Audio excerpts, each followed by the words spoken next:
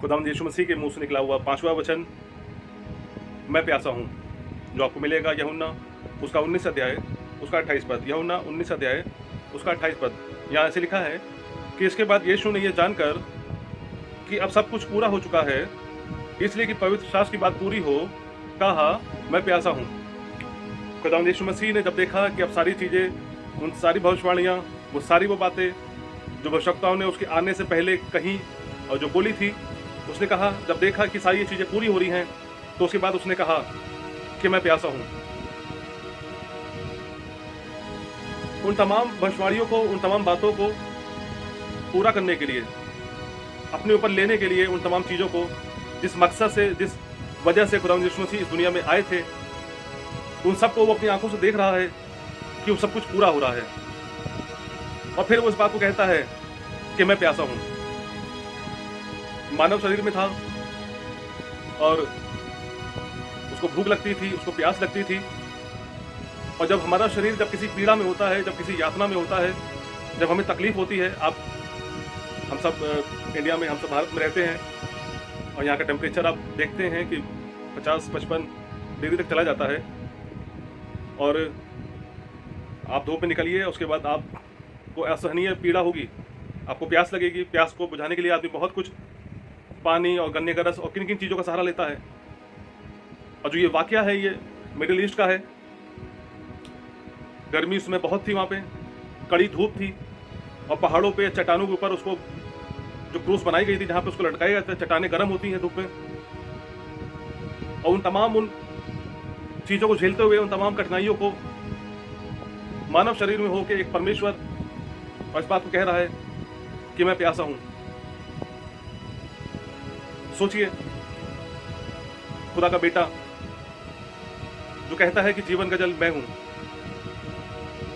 जो कोई मेरे पास आएगा वो कभी प्यासा ना होगा। उसने सामने स्त्री से कहा कि जो कोई मेरे पास आएगा वो कभी प्यासा ना होगा। आज वो खुद प्यासा है, आज उसे खुद प्यास लग रही है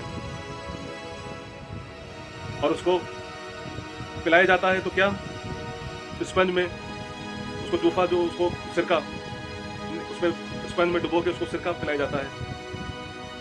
जो सिरका होता है, जो ये ऐसी चीज़ें होती हैं, ये प्यास को और बढ़ा देती हैं, ये तकलीफ को और बढ़ा देती हैं। ये जो चीज़ें हैं, ये जब हमारे अंदर जाती हैं ऐसे सिचुएशन में, जो हमारी जो बॉडी जैसी बनी है, ये उस आग को और भड़का देती हैं। ऑलरेडी इतना उसको यातना दी जा रही है, उसको इतना मारा गया है, इतना पीटा गया है, उसके हाथों में कीलें ठोकी गई हैं, उसके पैरों में कीलें ठोकी गई हैं, उसके सर पे कांटों का ताज रखा हुआ है। और उस समय पे वो कह रहा है कि मैं प्यासा हूं, और उसको सिरका चुसाया जाता है, उसको तकलीफ पे तकलीफ दी जाती है। एक ऐसा परमेश्वर, हमारा प्रभु, हमारा खुदावंद यीशु मसीह इन तमाम तकलीफों को, इन तमाम परेशानियों को झेल रहा है। उसने हर चीज़ों के लिए, उसने हर चीज़ों की बैरियर को तोड़ दिया। उसने यातना के बैरियर को तोड़ दिया, उसने झेलने के बैरियर को तोड़ दिया, उसने माफ करने के बैरियर को तोड़ दिया, उसने तमाम उन सीमाओं को तोड़ दिया। कहते हैं कि हर चीज़ की एक लिमिट होती है, हर चीज़ की एक सीमा होती है। उसने तमाम सीमाओं को, तमाम बाधाओं को उसने खत्म कर दिया। उसने दिखा दिया उन सब कामों को करके कि यहाँ तक हो सकता है, यहाँ तक माफ हो सकता है, यहाँ तक मैं सहन कर सकता हूँ, यहाँ तक मैं इन चीज़ों को अपने ऊपर ले सकता हूँ। खुदावंद यीशु मसीह के मुंह से निकला हुआ पांचवा वचन, मैं प्यासा हूँ।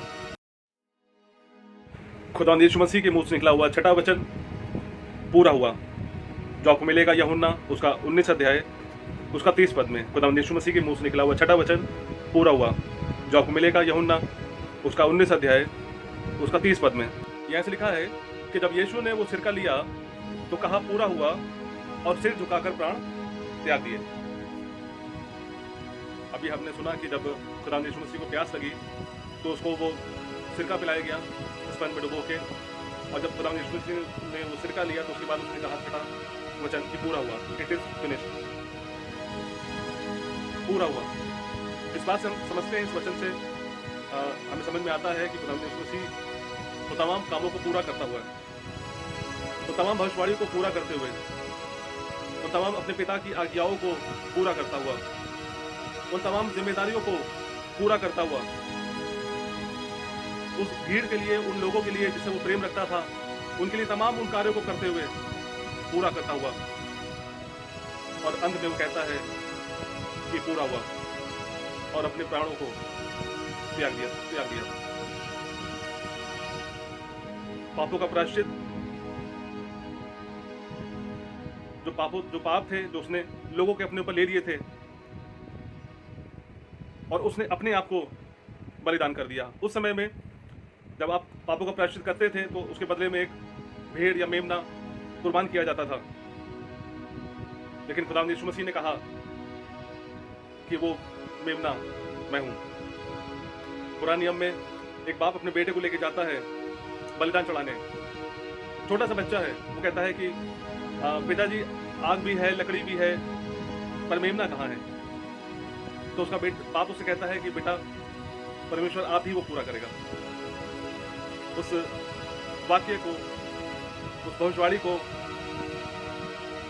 जो पुराने नियम में करी गई थी कि देखो, एक कुंवारी गर्भवती होगी और एक पुत्र को जनेगी और लोगों के पापों का बोझ अपने ऊपर उठा लेगा। खुदावंद यीशु मसीह के दुनिया में आने से कई साल, 100 साल पहले जो भविष्यवाणियां हुई, जो वादे हुए, जो बताया गया, उन तमाम कार्यों को पूरा करते हुए, उन तमाम जिम्मेदारियों को पूरा करते हुए खुदावंद यीशु मसीह एक बार फिर से उस सिरके को पीने के बाद कहता है पूरा हुआ।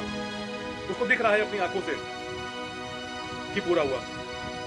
और सबसे बड़ी बात, उसने अपने प्राण को खुद त्यागा।